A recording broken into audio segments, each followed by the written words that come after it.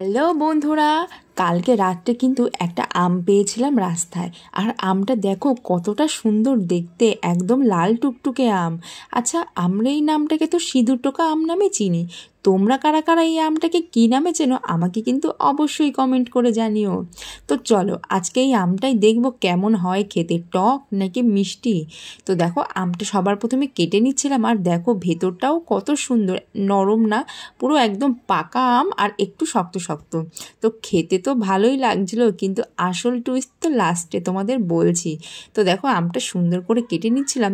আর হ্যাঁ, আমটা রাস্তা থেকে কুড়িয়ে এনে আমার মা বলছিল, তুই রাস্তা থেকে কেন কুড়িয়ে নিয়ে আসলি, তুই কি বাজার থেকে আম খাস না? আমি বললাম, মা বাজারের থেকে কেনা আমার রাস্তায় কুড়ি পাওয়া আমের টেস্ট কিন্তু অনেকই আলাদা। কি বন্ধুরা, তাই তো? তো দেখো আমটা কেটে নিয়েছি, আবার একটুখানি যেই খাচ্ছিলাম, উফ, আমটা কিন্তু প্রচুর পরিমাণে টক ছিল। বাইরে থেকে দেখতে এত সুন্দর হলে কি হবে, আমটা কিন্তু অনেকটাই টক ছিল।